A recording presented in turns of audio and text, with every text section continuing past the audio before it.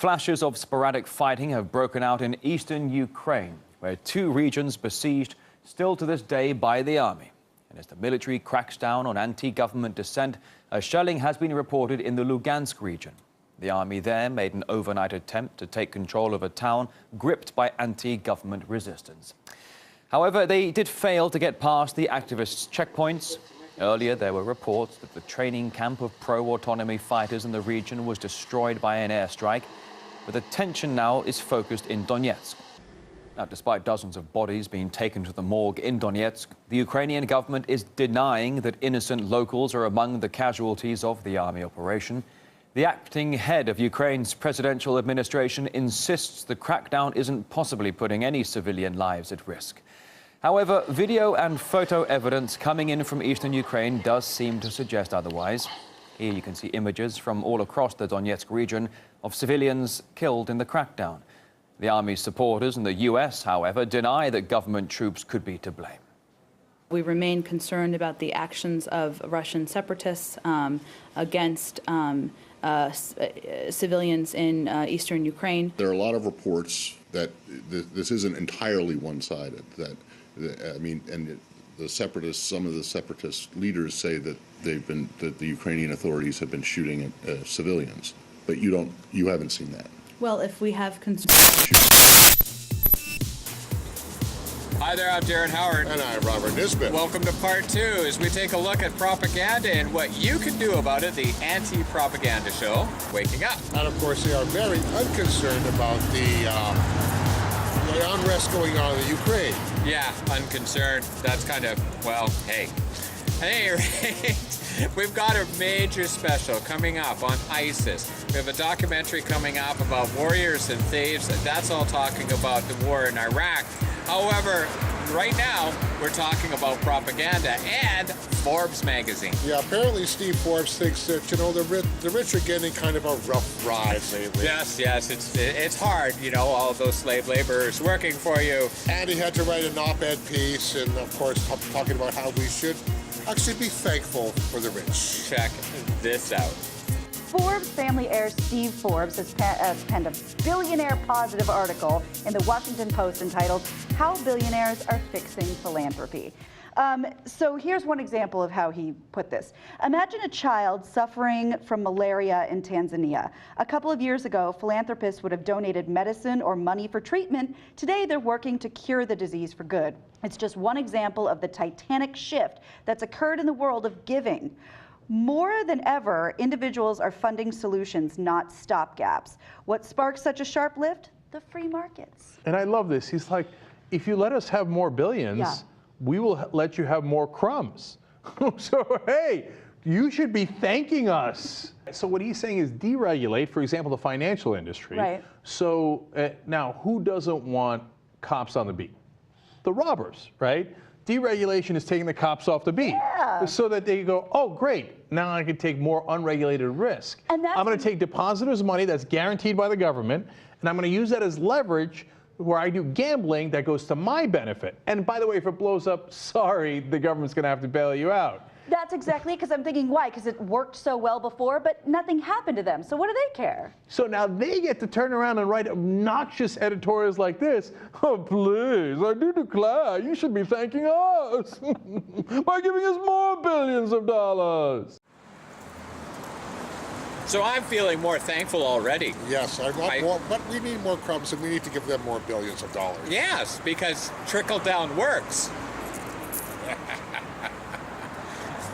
Okay, from the ludicrous to the solemn, actually. Yeah. This month we're marking the death of one of the most influential voices in journalism, one of the best independent journalists out there, Michael Hastings, who died under curious circumstances. When you're speaking the truth, you kind of got to watch it, but the truth is out there, and they cannot suppress this. Yeah. Journalist Michael Hastings was killed in a car accident in Los Angeles a year ago this week. He was 33 years old. He was alone in the vehicle when it crashed at high speed. And almost immediately after the news broke that he had died, conspiracy theories started to circulate online and elsewhere that his death could not have been an accident. He must have been murdered. He must have been killed because of his work. But you don't have to believe in those crazy theories, and I don't, to understand why people leapt to that kind of conclusion about his death. He had a knack in his work for upsetting powerful people.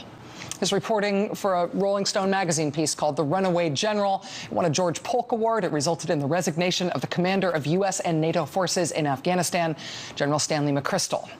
In Panic 2012, Michael Hastings turned the phrase off the record into an epithet that damned both the newsmakers setting that as a condition for talking, but also the journalists who accepted those terms. And tomorrow, when this novel is published, Michael Hastings will once again be right back in the center of the news, right back in the middle of the most important story in the country. Because it turns out that as the media right now is once again turning credulously to members of the George W. Bush administration to have them spin a case for yet more war in Iraq, it turns out that while we are doing that again as a country right now, the novel that Michael Hastings had lurking on his computer hard drive, which is being published tomorrow, turns out that book is a laugh-out-loud, totally uncompromising screamer of a novel about how the media blew it so badly when it came to the war in Iraq. So that's pretty cool. Mr. Hastings reaching out from beyond the grave to tweak the noses of the rich and powerful and, of course, the warmongers. Yes. How does that feel for you? The internet's out there. The information can no longer be suppressed, and we are going to be there to make sure that it gets out there. And standing here on the streets of Kelowna, where we're shooting this, we notice that there are certain people paying attention to what's going on. Thank you, certain people. Yeah, thank you very much. Speaking of what's going on, there is, there seems to be a bit of a armed conflict going on in a place that America spread peace and democracy. Yes, you better start smarten up or America will bring democracy to you. However, the effects of that may be reflected in your pocketbook because gas prices are set to rise because of it. Yes, it's almost like there's a conspiracy going on. Oh, you wouldn't say that. You shouldn't say that. I said it. Oh, well, check it out.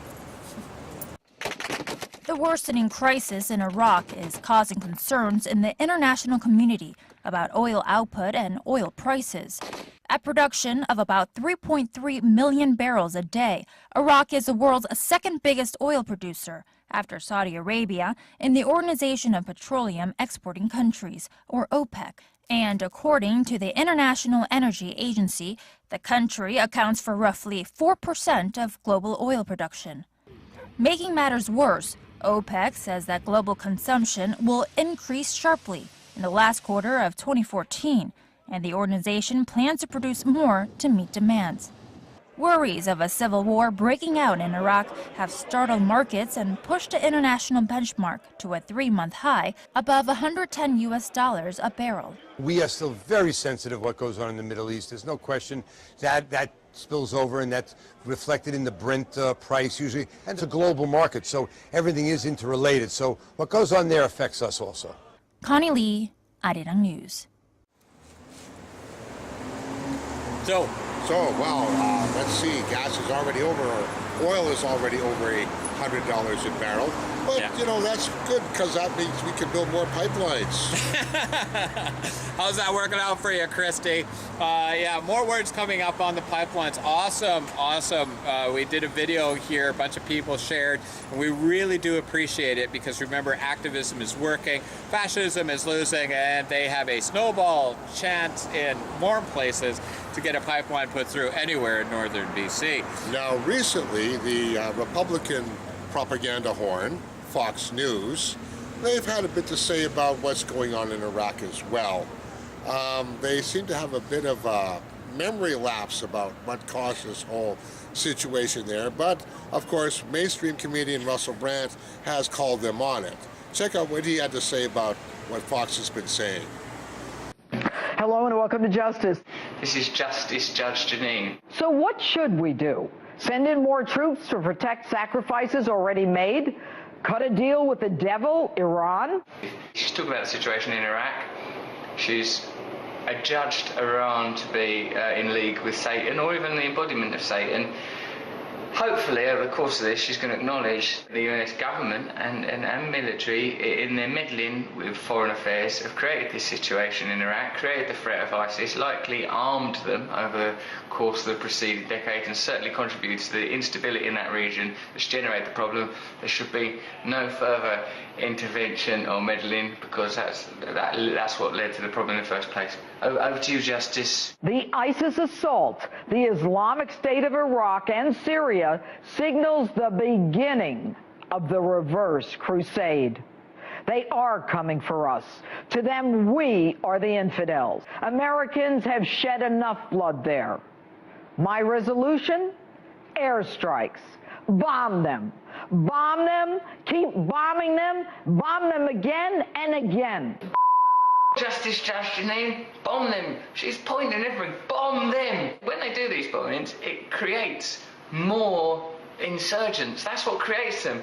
Don't think of the bomb as going down there and destroying stuff. Think of it as just like a seed that goes into the ground and grows insurgents out of it. It creates more terrorism doing it. That was, of course, British entertainer Russel Brand with his take on the way Fox News is covering the crisis in Iraq. Hey, shut up. That's facts and everything like that. Stop that. I'm telling the truth. Russel Brand makes me laugh, man. Some of the stuff that comes out of him is just so bang on. It's really cool when a celebrity gets it and stands up for what's right. And, you know, he's taken a lot of flack. A lot of people have vilified him online. But we're going to keep listening because he's saying it straight out, giving us exactly what we need, straight information. And that's why we're here. And that's what you need to do, is to continue the research for yourself, see what's going on, find out what's going on, and don't take our word for it or the mainstreams. That's right. Make sure you put on that intellect that we know that you have. Stick to your guns.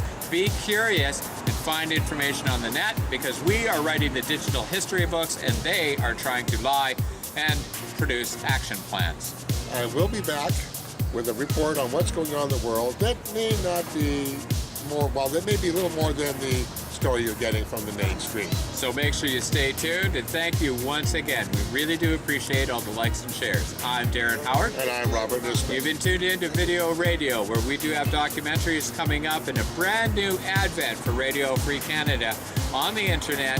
So we're developing a new channel coming out this fall. So make sure you stay tuned for that one. Thanks for viewing, and remember, if you're watching this, you are the resistance.